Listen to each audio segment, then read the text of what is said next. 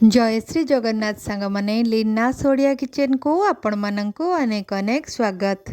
आपण माने एई तरकारी देखि मने मने भाबुथिबे ये केउ तरकारी, ताहले आसंतु जानिबा पई मो वीडियो को फुल वॉच करंतु।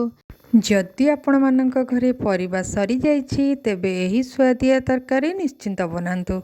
भात किंबा रुटी कहा सहित भी यही तरकारी बहुत ही टेस्टी लगिबो। चैनल रे नुआ थिले चैनल टी को निश्चिंत भाबे सब्सक्राइब कर दियंतु। वीडियोटी भलो लागिले लाइक कमेंट शेयर करबा को केबे भी भूलंतुनी। फेसबुक पेज रे देखुथिले फॉलो करंतु। तेबे आउ डेरी न करी चलंतु देखिबा ये केउ तरकारी। जदि आपण मानंक घरे परिबा सरी जाइछि तेबे घरे थिबा फाळे नडिया रे एही तरकारी बनांतु। बहुत ही टेस्टी लागिबो, खाइबा को हेल्दी रहिबो, घरे समस्तंकु मध्य पसंद आसीबो। प्रथमे गैस ऑन करी प्रेसर रे किछि पानी देई दबा। एही परी छोट छोट साइज रो आलू को देई अल्प लूण देई ताकू सीटी मारी नबा। दुईटी सीटी देला परे बंद करी नबा। एबे देखंतु पाखापाखी 100 ग्राम रो चाउल को 2-3 घंटा पूर्वरु मु भिजे की रखी देछि। गोटे बड़ साइज रो नडिया को भांगी तार गोटे फाळ को कोरी नेछि। आपण जो क्वांटिटी रो तरकारी बनेबा को चाहुतिबे से हिसाब रे चाउल एवं नडिया नेबे। तरकारी रे मसला पई मु 2टी पियाज, गोटे रसुण, 2 इंच रो अदा, 2टी टमाटो सबको काटी नेछि। एही मसला रु मु अधा चाउल एवं नडिया सहित मिसेई बाटिबी आउ अधा को तरकारी पई मसला बनेबी। चाउल एवं नडिया को ग्राइंडिंग जार रे देई दउछि। काटिकी रखितिबा अधा पियाज, रसुण एवं अल्प पानी देई दउछि। हाफ चमच रो जीरा को देई देकी ताको भलो भाबरे ग्राइंडिंग करि नउछि। आपण माने चाहिले किछि गोटा मसला मध्य ऐड करि परिबे। बिल्कुल भी अधिक पानी देबेनी, जेतिकी आवश्यक सेतिकी देबे, अधिक पानिया करिबानी, नचेत बराटी भल बनिबनी। देखंतु एही परि ग्राइंडिंग करि नेबे, हाथ रे टिके चेक करि नेबे। एबे आसंतु एहाको गोटे बाउल रे ट्रांसफर करि नबा। आपण माने देखि पारुथिबे ग्राइंडर कप रु बैटर टी बाहरुनी, सेइथिरु आपण माने जानि पारुथिबे जेतिकी काठा बनिछि। एबे आसंतु एही बैटर रे स्वाद अनुसार लूण दे दबा। हाफ चमच काश्मीरी चिली पाउडर को मध्य दे परिबे।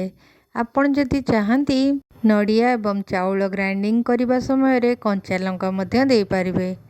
भल भाबरे मिक्स करि नबा। देखंतु बैटर टी किपरि बनिछि। नडिया बरा बनेबा पई बैटर रेडी। किछि समय रेस्ट करिया पई रखि दबा। एबे आसंतु पियाज, रसुण, टमाटो, अदा सबको मसला ग्राइंडिंग करि नबा। मसला सबू ग्राइंडिंग करि सरला परे आसंतु देखिबा आलू किपरि सिझी जाइछि। आलू को ठंडा करी चोपा छड़ेई नबा। आपण माने जदि चाहुचंती एही परि गोटा आलू पकेई परिबे, नचेत ताको मझिरु काटी परिबे। एबे आसंतु गैस ऑन करी गोटे पटरे कड़ाई गरम करिबा एवं अन्य पटरे गैस ऑन करी तावा गरम करिबा।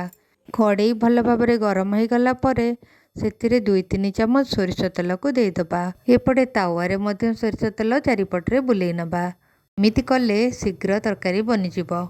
तेल भल भाबरे गरम हैला परे सेतिरे जीरा टिके फुटेई 2-3टी तेजपत्र को पकेई दबा। ग्राइंडिंग करी रखितिबा मसला को देई भल भाबरे कसी नबा। सेपटे मसला कसी हेबा भितरे आमे बरा सब को पकेई नबा। चामच रे एही परी छोट छोट साइज रो बरा बनेई दबा। आपण मानकु जो साइज रो पसंद आपण माने सेही साइज रो बनेई परिबे। अधिक बड़ करिबेनी, नहले तरकारी रे भांगी जिवो। एही परी बैटर को सब आड़े देई छोट छोट बरा प्रस्तुत करि नैछि। बरा करिबा समय रे गैस को बिल्कुल भी हाई करिबानी, नचेत तळपट लागि जिवो हेले सिझी नथिबो। सेथि पई गैस को मीडियम रे रखिबा। मसला को मझिरे मझिरे खेलौथिबा, नचेत लागि जिवो।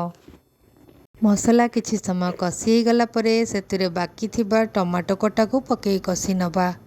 टिके अधिक टमाटो देले तरकारी रो ग्रेवीटा भल टेस्ट हेइताए। एथिरे नडिया बरा अपेक्षा तरकारी रो ग्रेवीटा भल टेस्ट हुए। देखंतु केते सुंदर भाबरे बरा गुड़िक हेई गलानी। एबे देखंतु बरा भल भाबरे हेई गलानी। ताको प्लेट को काढ़ी नबा। आलू रु चोपा छड़ेई दबा।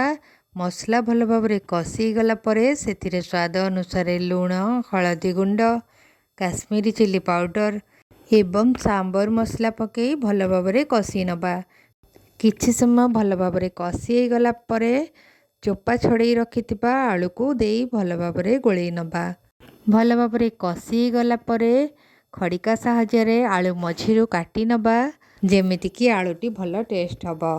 भल भाव कषि गला परे आमे सेतिरे रखिथिबा गरम पानी को देई कभर बंद करि नबा। किछि समय फुटी आसला परे कभर खोली आमे रखिथिबा बरा को देई दबा। टिके अधिक पानी देइथिबा नहले बरा सबु पानी टाणी नब, अधिक ग्रेवी रहिबनी। सेथिपाई आपण माने से हिसाब रे पानी देबे। बरा को देई कभर बंद करि नबा। 5 मिनिट फुटिबा पाई छाड़ी दबा। 5 मिनिट हे गला परे एबे आसंतु देखिबा तरकारी किपरि बनिछि। एबे गोटे चमच गरम मसला को देई भल भाबरे गोळेई नबा।